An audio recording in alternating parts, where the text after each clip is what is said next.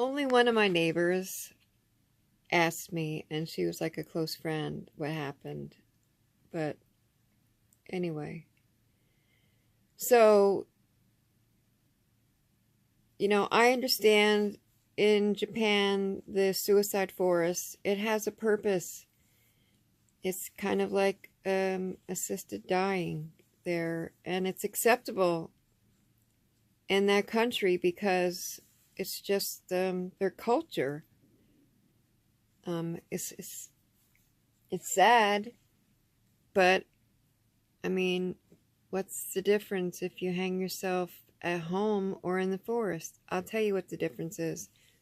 Your kids don't come home and find you. Your wife or husband doesn't come home and find you and have to live with that picture in their mind for the rest of their life. So the suicide forest is inevitably these people are going to kill themselves, and it's out of love that they go to the forest so that, their wife or kids don't come home to find them hanging in the foyer or wherever. So it's all about love and dignity in Japan. Not saying that suicide is okay, but I'm just explaining what the suicide forest is really for. Yes, it's terrible, but if you think about it, it's very loving. You don't come home and see them hanging in the hallway or wherever they're going to hang themselves. So I have somebody in my family that came home to find her husband hanging in their $1 million home. As soon as she walked in the door, you look up and he was hanging there. How hateful and unloving that was for him to do that to her, Because, and how could you go in that house and not see that every single day? So, Suicide Forest has a loving purpose. And I know, it's crazy, but you're talking to somebody who deals with depression, so you think about things a little bit more than the average happy Joe Schmo thinks, I'm really, it's hard to say, but I guess I'm kind of happy, even though I'm depressed. I'm really struggling really bad the last month. And I think about killing myself all the time. And I think nobody would even know that I was gone. Like, I haven't made a difference in the world. And I'll just be like like a leaf in the wind that just blew away, and nobody would even blink besides my kids and my parents. That's it. I have nobody else. My dog would be lost because he's like attached to my hip. But that's how the suicidal mind thinks. Like, nobody's really going to miss me. And another thing that with depression, sometimes the thoughts, I don't have this anymore, but I did with the postpartum depression. I had this urge to just hurt my face. I never did it, thank God, but I had this urge to just scratch my face. And I told the doctor once, maybe twice, and I knew she was totally appalled. Like, she couldn't hide the fact that she was like, what the heck? I was going to her for help, and him, 2 doctors. And just to act like, this is some crazy shit, man. I was like worried and freaked out. And then, because of their reaction, I never brought it up again.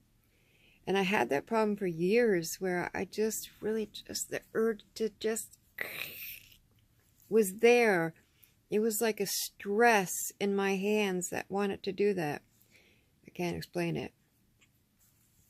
But anyway, depression really sucks, and I wish things were different where people didn't have to live like this, because I think now that it's winter, it's maybe worse for some people because the leaves are gone on the trees and everything looks dead.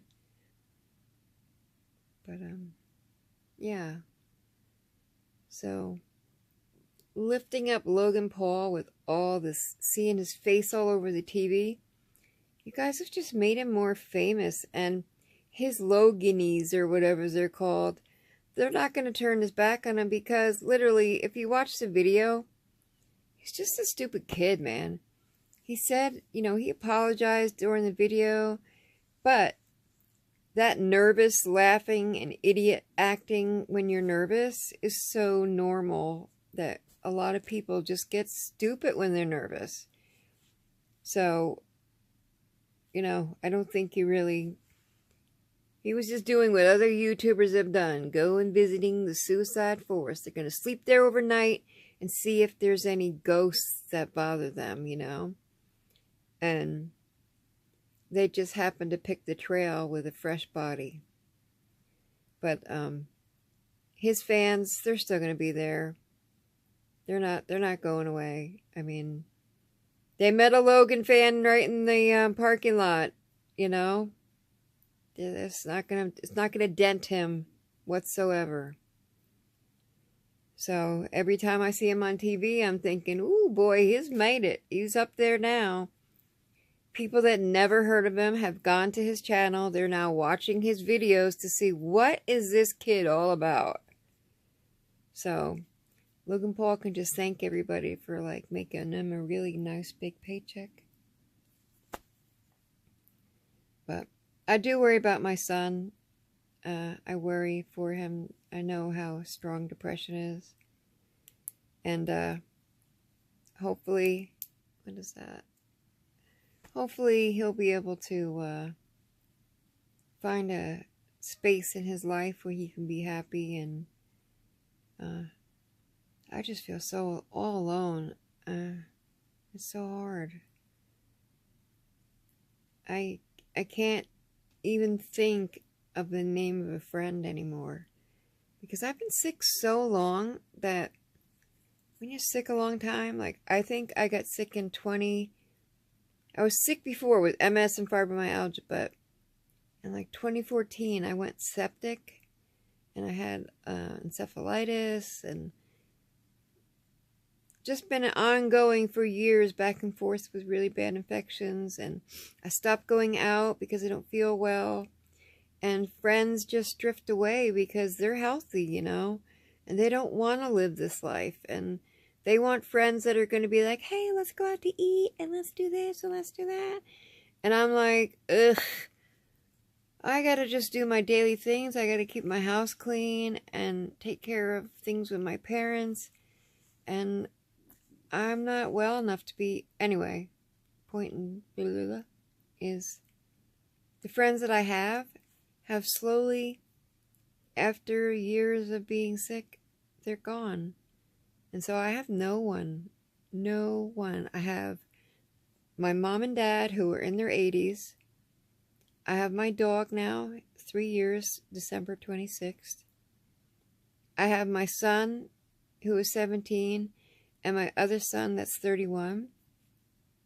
And my 31-year-old, I don't see him that much, and he just doesn't really come around much or call much or anything, which makes me sad, because we were really close, But his life has changed, and he just doesn't have any real close family ties. I think that he was in jail, and after jail, he was just not the same person anymore. I remember picking him up at the bus station, and we were so excited. My son was 7, and we were so excited to see him, and he was like, sup. We hadn't seen him. He had been in jail for months, and hadn't seen him. He was in